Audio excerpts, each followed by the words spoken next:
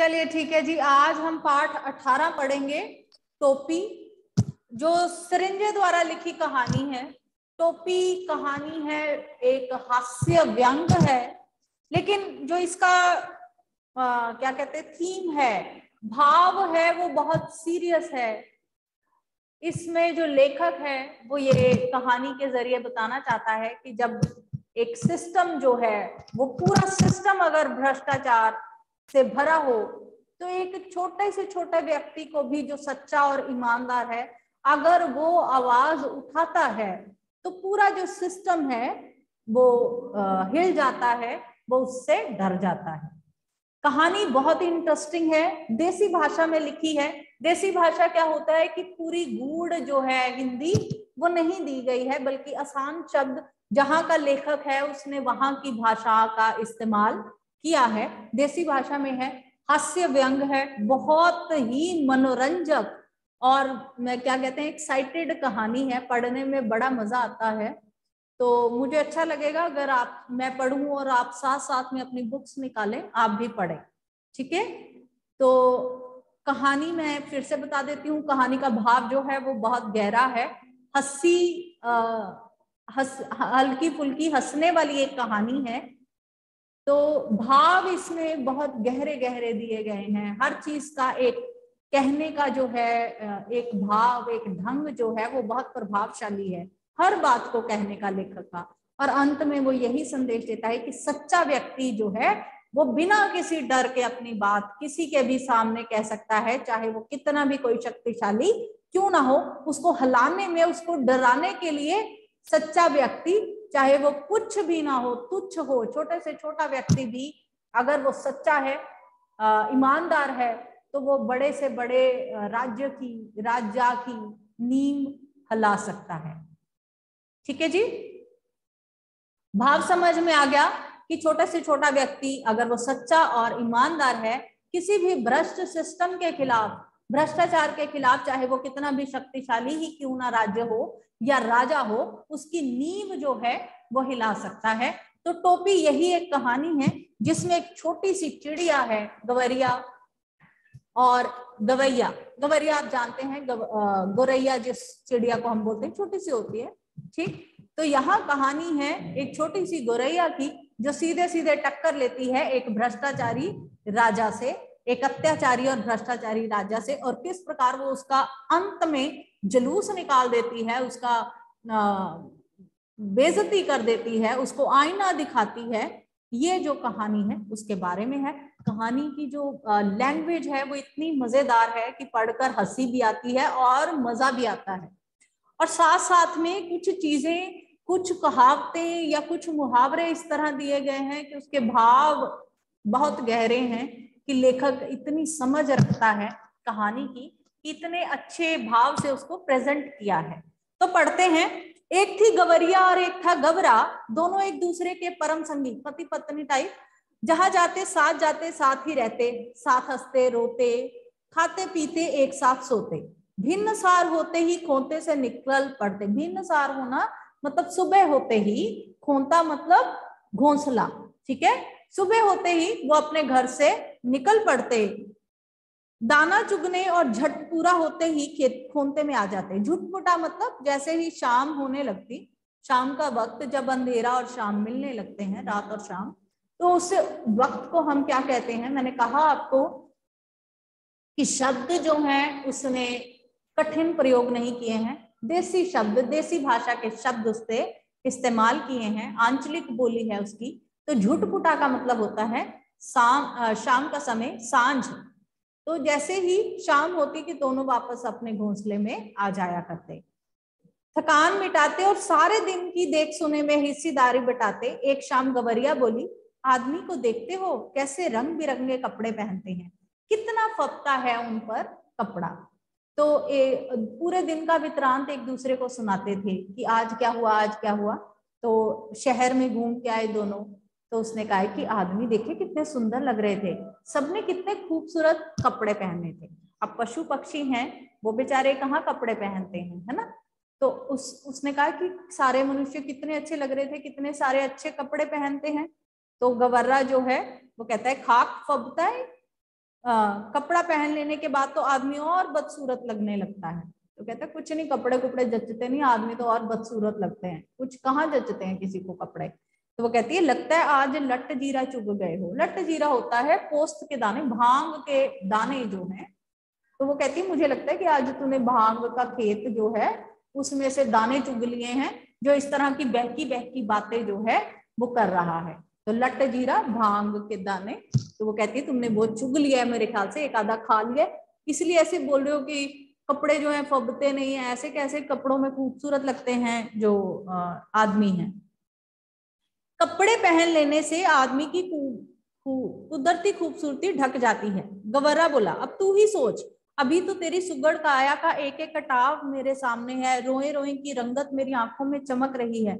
अगर तू मानुस की तरह खुद को सरापा ढांप ले तो तेरी सारी खूबसूरती ओझल हो जाएगी। वो कहता है कि अब जैसे तू खूबसूरत है, तेरे पंख कितने खूबसूरत हैं, दिखाई दे रहे हैं, अगर तू कपड़े पहन ले तेरे पंख पंख दिखाई ना दे तो क्या बदसूरत लगेगी, तो खूबसूरत थोड़ी दिखाई देगी।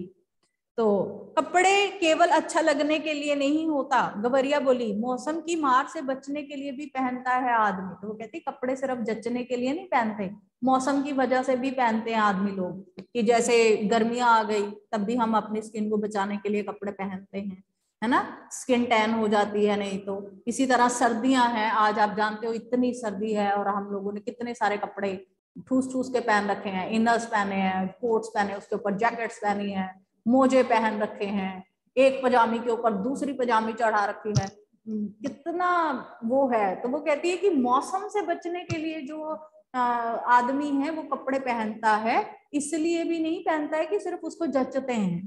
ठीक है, तू समझती नहीं, गबरा हंसकर बोला, कपड़े पहन पहन कर जाड़ा गर्मी बरसात सहने की सकत चली जाती है।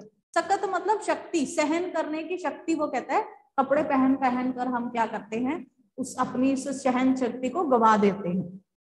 जिस मौसम से बचना है हम उस हिसाब से कपड़े पहन लेते हैं, है ना।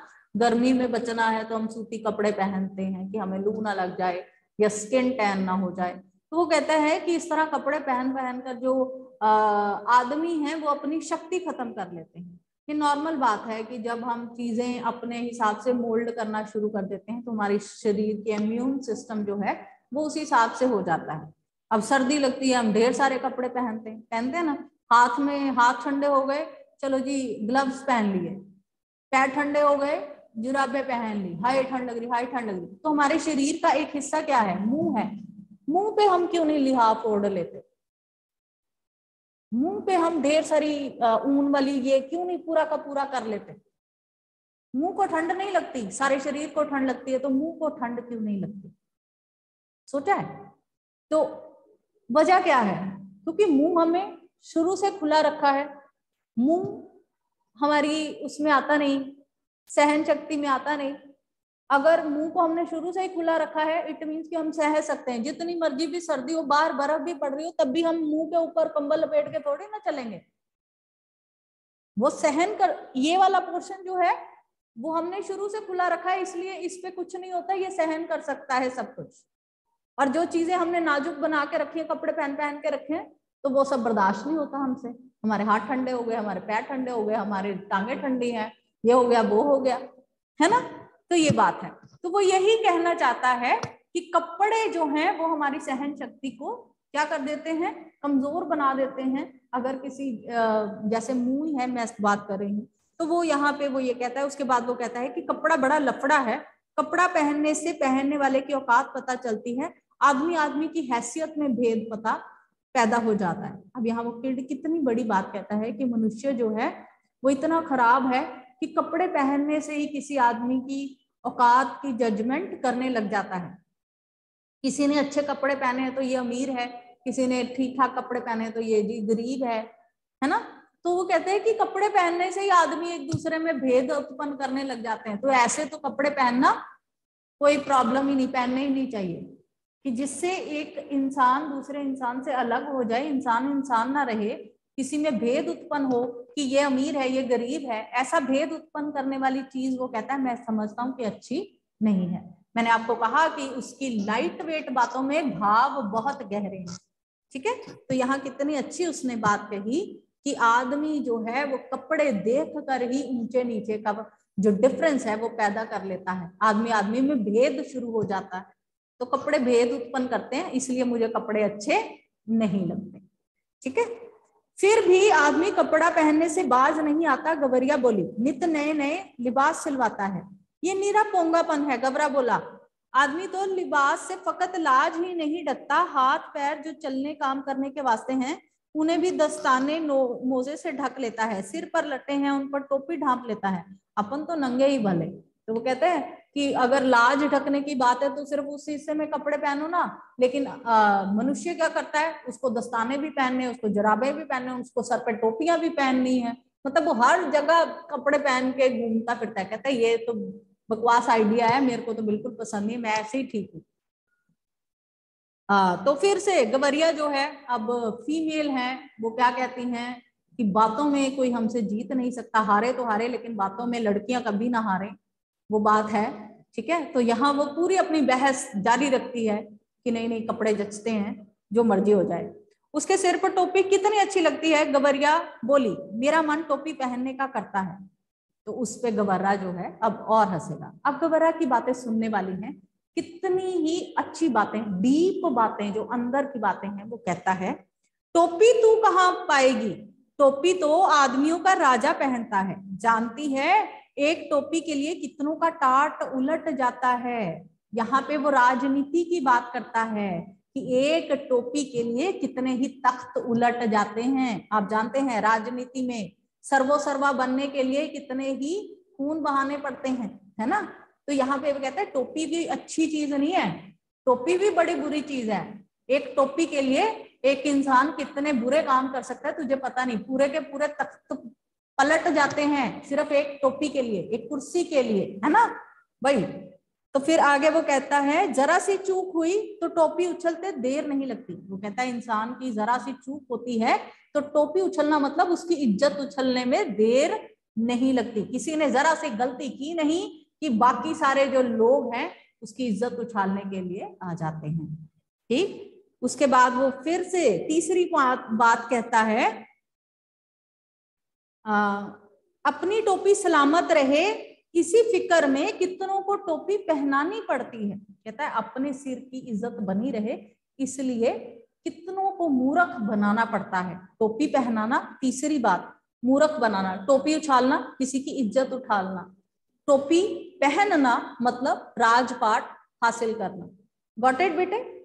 तो तीसरी बात वो कहता है कि अपनी टोपी बचाने के लिए, अपनी इज्जत सलामत रखने के लिए बहुत सारे लोगों को मूर्ख बनाना पड़ता है, इसलिए टोपी तो मुझे बिल्कुल अच्छी नहीं लगती। ठीक है, गवरा था तनिक समझदार इसलिए शक्की, जबकि गवरिया थी जिद्दी और धुन की पक्की। सेम एज इट इज, जैसे मैं ना मानू महिलाओं का सीधा साफ हिसाब है, नहीं नहीं मुझे तो टोपी पहननी है, ठान लिया तो सर ठान लिया, उसके जीवन का लक्ष्य मान लिया, उसने अपने जीवन का यही लक्ष्य बना लिया कि अब तो तू जितना मर्जी मना कर, जो मर्जी मुझे समझा, लेकिन मुझे टोपी चाहिए। ठीक है, तो कहा गया है जहां रा वहां जहां चा वहां रा, कि जब कभी क्या कहते हैं डायलॉग शाहरुख का सुनाती हूँ, जब किसी चीज को हम शिद्दत से चाहें तो सारी कायनात से हमें से मिलाने में याद है कि नहीं याद है, चलिए नहीं याद होगा, व्हाटएवर। ठीक है, तो यहाँ पे अब चिड़िया जो है, गवरिया जो है, उसको टोपी टोपी दिमाग में उसमें घुस गया कि जो मर्जी हो जाए मुझे टोपी चाहिए।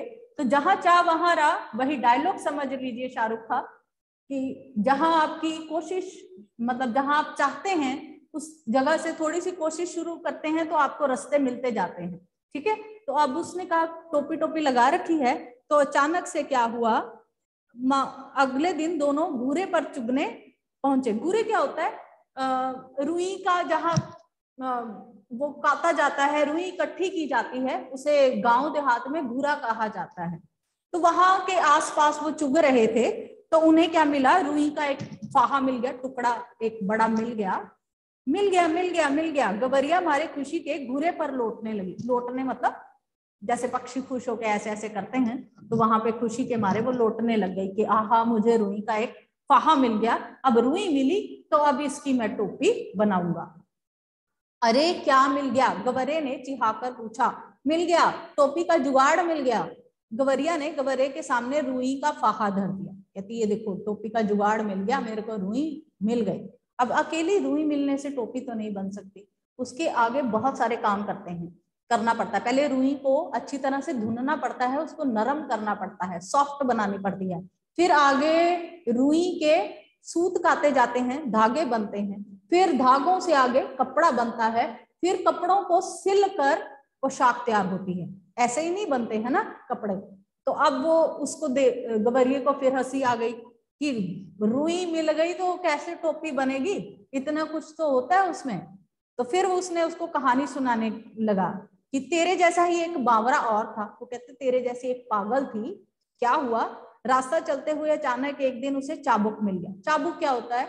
जब घोड़ा चलाते हैं तो एक पंजाबी में उसको क्या बोलते हो आप? छेंटा बोलते हो, घोड़े को मार के। तो देखा है कभी हंटर? चाबुक देखा है, फिल्मों में भी देखा होगा, घरों में तो नहीं खैर हमारे होता, जिसमें जब घोड़ा या बैलगाड़ी चलाई जाती है तो चाबुक मारा जाता है और फिर जो पशु हैं वो आगे चलते हैं, है ना। तो हंटर उसको बोलते हैं। तो वो कहता है कि एक बार एक पागल सा बंदा था, उसको चाबुक मिला। तो वो चाबुक मिलने पर बड़ा खुश हो गया कि मेरे हाथ में हंटर आ गया, अब मेरे पास 3 चीजें बाकी हैं। चाबुक तो मिल गया, बाकी बचा 3, घोड़ा, लगाम और जीन। कि चाबुक आ गया, अब मेरे पास घोड़ा आना बाकी है, लगाम उसकी आनी बाकी है और उसकी गद्दी आनी बाकी है। चाबुक आ गया, अब मेरे पास ये तीनों चीजें भी आ जाएंगी। तो वो उसका मजाक उड़ाते हुए कहता है कि तू वैसी पागल है कि रुई आ गई तो तेरी टोपी कैसे बन जाएगी। जिस प्रकार उसको चाबुक मिल गया, घोड़ा, लगाम और जीन, तो वो कहता है अब सिर्फ 3 चीजें चाहिए। क्या क्या? घोड़ा, लगाम और जीन चाहिए मुझे। तो कहता है वो इस तरह का पागल था और तू एक इस तरह की पागल है कि तुझे रुई मिल गई है तो इसकी टोपी कैसे बनेगी बता। तो बस देखते जाओ अब कैसे बनती है टोपी। गवरिया रुई का फाहा लिए धुनिये के पास चली गई और बड़े मुनहार से बोली, धुनिया भैया इस रुई के फाहे को धुन दो। धुनना क्या होता है? आपने कई बार देखा होगा, पहले जमाने में था, अब मुझे पता नहीं, कि घर घर में आया करते थे रजाइयां जो बुनते हैं। आप कहीं मम्मा से पूछो कि जो रुई है सॉफ्ट करवानी पड़ती है, पहले उसको रुई लो, उसको बिल्कुल सॉफ्ट करवाओ, अच्छी तरह से धुनते हैं उसको किसी चीज से। धुनना इसको बार बार उसको कट कर करके खूब करके करते हैं, जिससे रुई जो है वो बहुत सॉफ्ट हो जाती है, ऊपर उठने वाली हो जाती है, मतलब गफ नहीं रहती है। तो वो सबसे पहले किसके पास गई? दुनिया के पास गई। ठीक, दुनिया को उसने बोला कि मेरी जो ये रुई है इसको अच्छी तरह से धुन दो, इसको सॉफ्ट बना दो। तो दुनिया जो है वो बेचारा गरीब था बहुत ज्यादा। अब हालात देखो उसके, दुनिया बेचारा बूढ़ा था, जाड़े का मौसम था, उसके वर्ष पर पुरानी तार तार पड़ी हुई मिर्जई पड़ी थी। मिर्जई मतलब कपड़ा, रजाई का जैसे ऐसे कपड़ा पहना हुआ था उस बेचारे ने, वो तार तार था, इतना गरीब था। वो कांपते हुए बोला, तू जाती है कि नहीं? देखती नहीं, अभी मुझे राजा के लिए रजाई बनानी है। एक तो यहाँ का राजा ऐसा है जो चाम का दाम चलाता है, ऊपर से तू आ गई पोकट का रुई धुनवाने। अब बेचारे यहाँ का सिस्टम ऐसा है, यहाँ का राजा ऐसा है कि वो हर किसी से फ्री में काम करवाता है, किसी को भी उनकी मेहनत मजदूरी जो है वो राजा नहीं देता है। तो इस वजह से प्रजा जो है उसके राज में बड़ी दुखी है, उनके पास खाने के लिए पैसे नहीं है, लेकिन फ्री में न केवल राजा का काम होता है बल्कि राजा के और मंत्री जो भी उसके आगे पीछे के चमचे हैं उन सब का काम भी बेचारी प्रजा को करना पड़ता था, जिसकी वजह से प्रजा बहुत गरीब होती जा रही थी और फ्री का काम कर करके बेचारों के पास खुद के लिए कोई वो नहीं था। ठीक है, तो इसलिए वो चिढ़ते थे। लेकिन उसने कहा कि राजा जो है यहाँ का चाम का दाम चलाने वाला, कि अगर कोई काम ना करे तो उसे मारा जाता था, पीटा जाता था। तो वो कहता है यहाँ का राजा इतना करप्ट है, मुझे उसके लिए रजाई बनानी है, तू जा यहाँ से, मैं उसका काम करूंगा, अगर नहीं करूंगा तो वो मुझे मारेगा और फ्री का काम यहाँ करना पड़ता है, तो तू भी आ गई कहता फ्री में काम करवाने, उर्ज ना करो भैया। तो वो कहती है कि प्लीज ऐसे ना नुक्कर ना करो मेरे भाई। गवरिया बोली, मैं तुम्हें पूरी उजरत दूंगी। उजरत का मतलब है मजदूरी। तो वो कहती मैं तुम्हें पूरी मजदूरी दूंगी, इसे धुन दो भैया, आधा तू ले लो आधा मैं ले लूंगी। उसने कहा ये रुई का फाहा जो है, ऐसा करो कि इसका आधा भाग तुम रख लो, तुम इसको काट के धुन के मुझे आधा दे दो। तो अब मजदूरी से कहीं ज्यादा दुनिया को मिल रहा था। मजदूरी क्या होती है, कुछ थोड़ा सा, है ना। यहाँ पे वो क्या कर रही थी, अपनी पूरी रुई का आधा हिस्सा उसने उसको दे दिया। उसने क्या कहा कि आधा ले ले, चल, मजदूरी से कहीं ज्यादा, कहीं मतलब 50-50। तो उसने बोला कि आधा जो रुई है वो तुम रख लो और आधी रुई मुझे धुन कर दे दो। अब दुनिया जो है बड़ा हैरान हुआ। उसको बेचारे को आज तक कभी अपनी मेहनत की मजदूरी नहीं मिली थी, तो कोई उसको आधी वो दे रहा था, पूरा आधा प्रॉफिट दे रहा था। तो वो बेचारा बड़ा खुश हुआ। उसने राजा की रजाई जो है एक साइड पे मारी और फटाफट जो चिड़िया का, गवरिया का रुई था वो धुन दिया। ठीक है, यहां तक समझ में आ गई सबको? ओके, ठीक है जी। दुनिया को अपनी जिंदगी में आज तक इतनी खरी मजदूरी नहीं मिली थी। खरी मतलब अच्छी। 16 आने में 8 आने, मतलब 16 अगर हैं तो 8 पूरे उसके हैं। वो झट से तैयार हो गया, घरचों घरचों उसकी तांती बज उठी। बड़े मन से उसने रुई धुनी लोई से। उसमें से आधा दुनिया ने ले लिया और आधा गवरिया ने।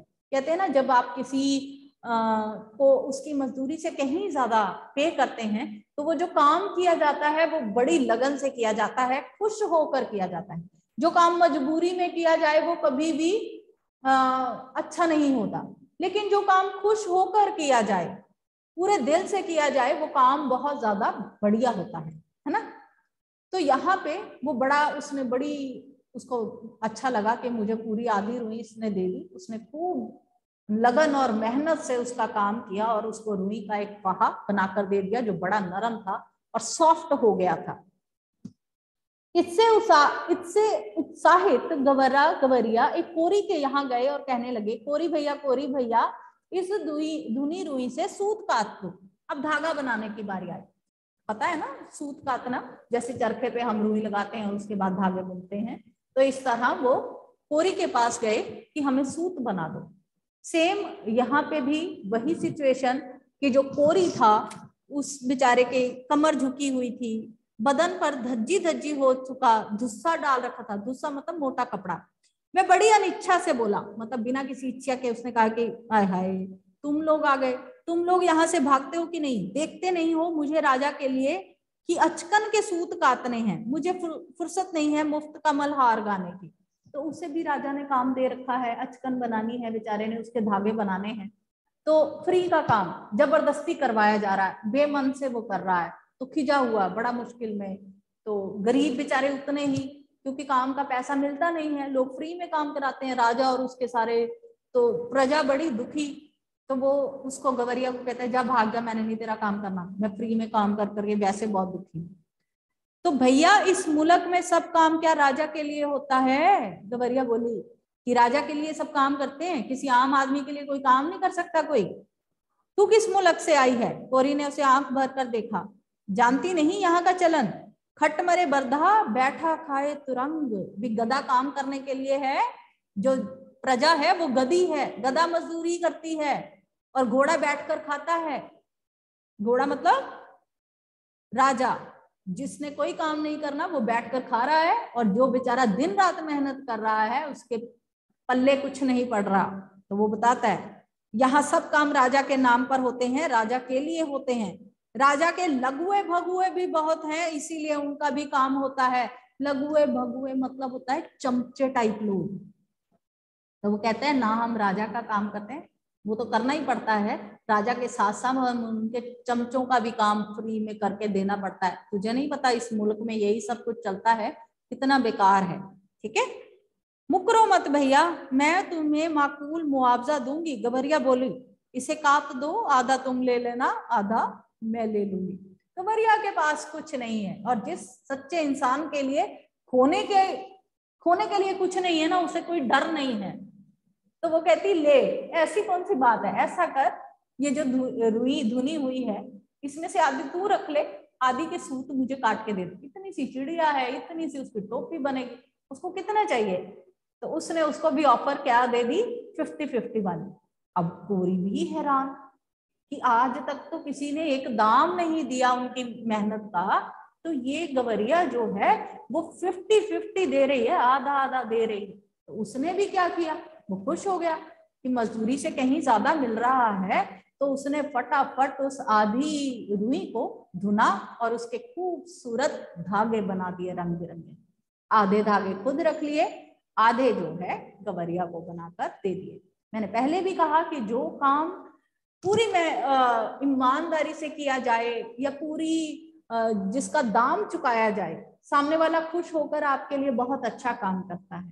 तो इस तरह उसने जो उसको सूत बना के दिया, बारीक बिल्कुल महीन खूबसूरत से जो धागे हैं उसको बनाकर दे दिए। कदम पर कदम मिलते सहयोग से गवरिया आगे बढ़ने लगी। इसके बाद वे दोनों बुनकर के पास गए और इसरार करने लगे, बुनकर भैया इस कते सूत से कपड़ा बुन दो। अब वो बुनकर के पास गए।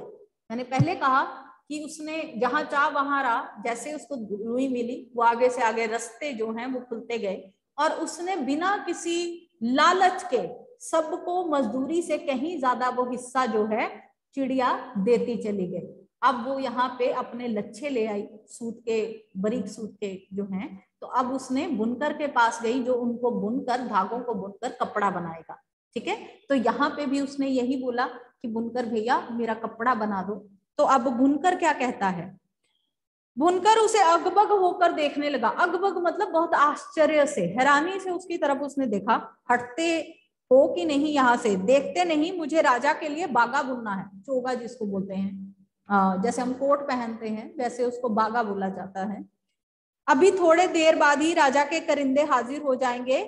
साब करे भाव तो चबाब करे चाकर, कि जब राजा ऐसा हो तो उसके नौकर भी जो हैं वो बढ़ चढ़कर सवाल जवाब करते हैं। वो चाहे बोले ना बोले, क्या कहते हैं पंजाबी में कहावत है ना, छाज ना बोले छन्ननी क्यों बोले, है ना। तो जो करने वाला है वो चाहे सवाल जवाब करे ना करे, लेकिन जो नौकर हैं वो भी अपने आप को बहुत कुछ समझने लगते हैं, तो वो बहुत सवाल जवाब करने लगते हैं। अब वो भी दुखी होकर बता रहा है कि जो राजा है उसका एक वो चोगा उसको बनाना है, तो वो भी बिना किसी मजदूरी के फ्री में काम करना है। तो इसलिए वो कहता है कि उसके अभी आ जाएंगे करिंदे या जो चापलूस लोग हैं, तो मुझे उनको काम करके देना है, तू जा इसे बुन दे भैया। गवरिया ने साहस संजोकर कहा, हम हम सेंत मेत का काम नहीं करवाते।